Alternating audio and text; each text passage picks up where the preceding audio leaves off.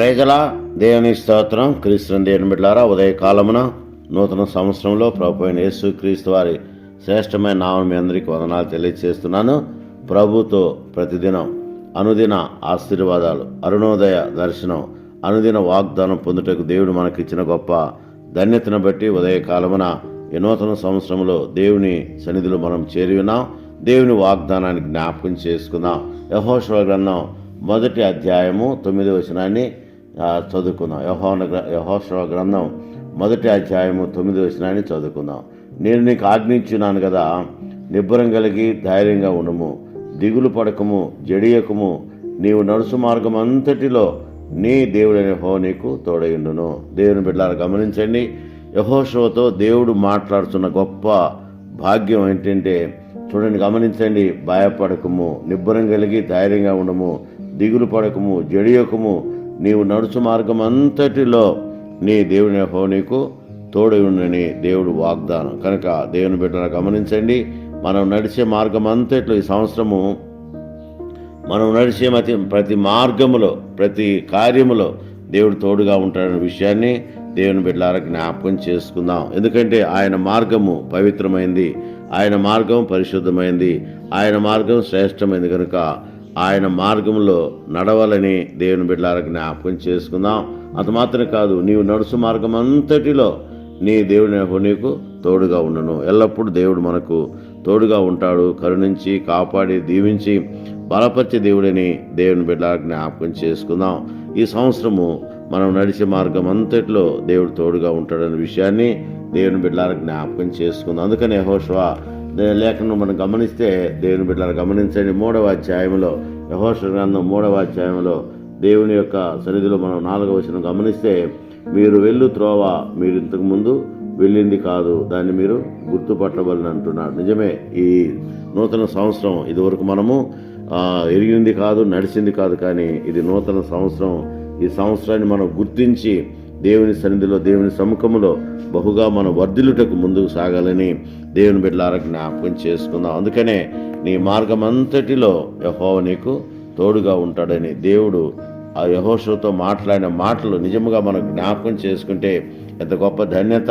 దేవుడే స్వయముగా యెహోషువతో మాట్లాడుతున్నట్లుగా దేవుని బిడ్డలారా జ్ఞాపకం చేసుకుందాం. అంత మాత్రమే కాదు, యెషయా గ్రంథం 45వ అధ్యాయము 3వ వచనం గమనిస్తే, నీకు ముందర నడుచు యెహోవా అని ఆయన తెలియజేస్తూ, నేను నీకు ముందుగా వెలుచు మెట్టగా ఉన్న మార్గాన్ని సరళం చేస్తానని దేవుడు వాగ్దానం చేస్తున్నాడు. మెట్టగా ఉన్న మార్గాన్ని ఆయన సరళం చేసే దేవుడని దేవుని బిడ్డలారా జ్ఞాపకం చేసుకుందాం. ఈ నూతన సంవత్సరంలో ఏవైతే మెట్టలు అనగా ఆటంకాలు ఉన్నాయో అవన్నీ తొలగించి వాటన్నిటిని తీసివేసి ఆయన నీ ముందర నడిచే దేవుడని దేవుని బిడ్డలారా జ్ఞాపకం చేసుకుందాం. ఎందుకంటే ఆయన వాగ్దానం చేసిన దేవుడు కనుక, వాగ్దానం చేసిన దేవుడు నమ్మదగినవాడు కనుక ఆయన నిన్ను నన్ను కరుణించి కాపాడి దీవించి ప్రేమించి ఆదరించి బలపరిచి బలమైన కార్యాలు జరిగించే దేవుడు అన్న విషయాన్ని దేవుని బిడ్డలారా జ్ఞాపకం చేసుకుందాం. అందుకనే యెహోషువతో మాట్లాడుచు, భయపడకము, జడియకము, నీవు నడుసు మార్గం అంతటిలో నీ దేవుని యెహోవా నీకు తోడుగా ఉండని దేవుడు వాగ్దానం చేస్తున్నాడు. దేవుని బిడ్డలారా గమనించండి, ఈ నూతన సంవత్సరంలో దేవుని వాగ్దానం అనేది దేవుడు మనకిచ్చినప్పుడు ఆ వాగ్దానం ప్రకారము దేవుడు నిన్ను నడిపిస్తాడు, మనల్ని నడిపిస్తాడు. తండ్రి తన కుమారుని ఎలాగా నడిపిస్తాడో అలాగే దేవుడు నిన్ను నన్ను నడిపించే దేవుడు, కరుణించే దేవుడు, కాపాడే దేవుడు, ఆదరించే దేవుడు, బలపరిచే దేవుడు, బలమైన కార్యాలు జరిగించే దేవుడని దేవుని బిడ్డలారా జ్ఞాపకం చేసుకుందాం. ఎందుకంటే దేవుని సన్నిధి, దేవుని కృప, దేవుని ప్రసన్నత దేవుడు మనకు అనుగ్రహించే దేవుడని దేవుని బిడ్డలారా జ్ఞాపకం చేసుకుందాం.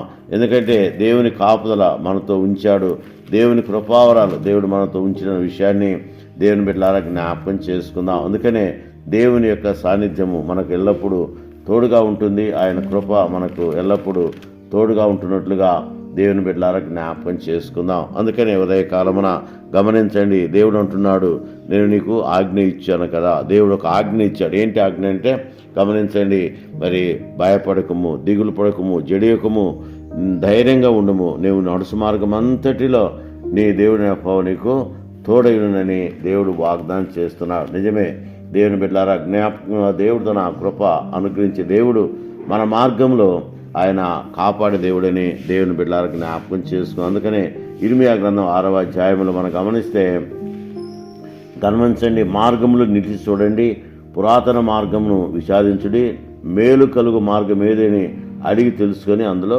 నడవమంటున్నాడు. అప్పుడు మీకు నెమ్మది కలుగునంటున్నాడు. నిజమే దేవుని బిడ్డలారా, నెమ్మది కలిగే మార్గం దేవుడు మనకు చూపిస్తాడు. ఈ నూతన సంవత్సరంలో ముందుకు సాగినట్లు దేవుడు మనకు తోడుగా ఉంటాడు, మన మధ్య ఉంటాడు, మనతో ఉంటాడు, మనతో కార్యాలు జరిగించే దేవుడు అన్న విషయాన్ని దేవుని బిడ్డలారా జ్ఞాపకం చేసుకుని ఆయన సన్నిధిలో ముందుకు సాగినట్లు, అరుణోదయ దీవెనలు పొందినట్లు పరిశుద్ధాత్మ దేవుడు సాయం చేయనుగాక.